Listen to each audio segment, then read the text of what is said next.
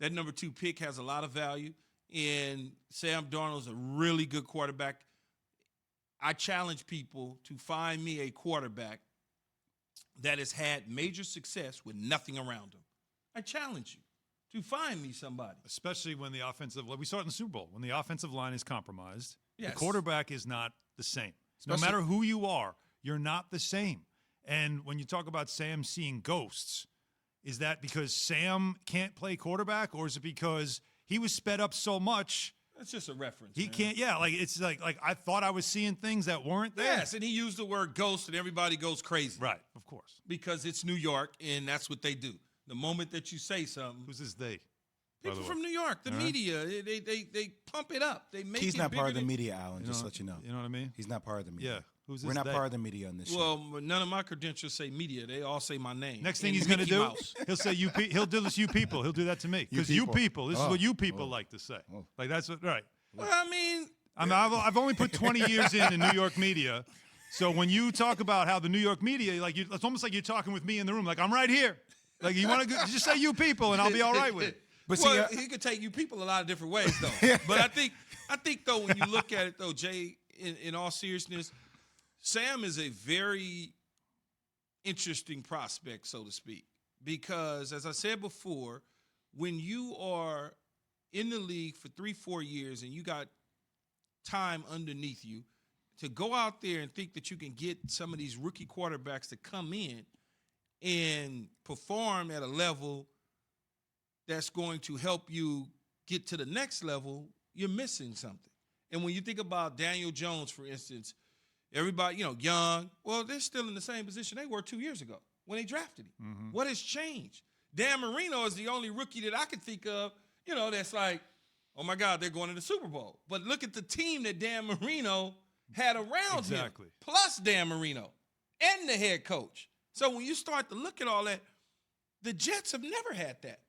They're messing around with Adam Gase as the offensive coordinator / head coach 1 minute. I'm not calling the plays the next, even though his mouth and the play calling sheet are looking at it and his mouth is moving at the same time. Mm-hmm. That's what Sam had to deal with.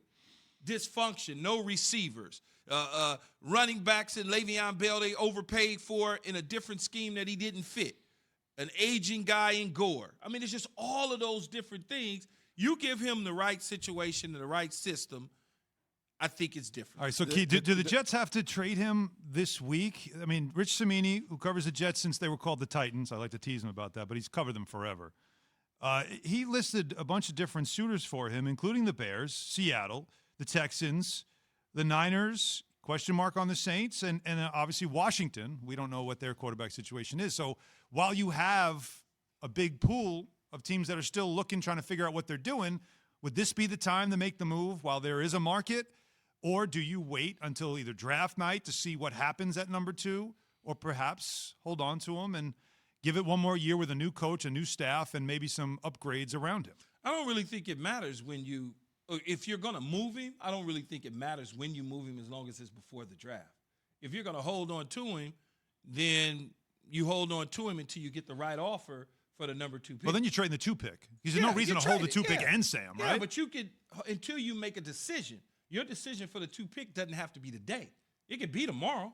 It doesn't have to be today. Either you don't have to trade Sam today. You can wait up until draft time to trade Sam. It just depends on what you're going to do with Sam. Sam is the key to everything that the Jets are going to do this year.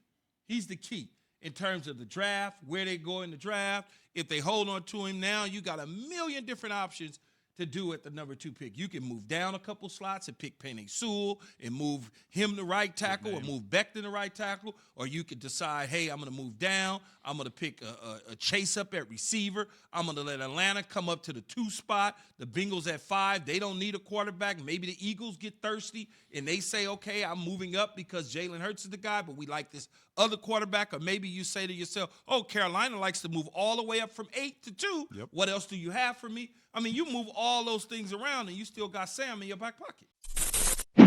Thanks for watching ESPN on YouTube. For live streaming sports and premium content, subscribe to ESPN Plus right now.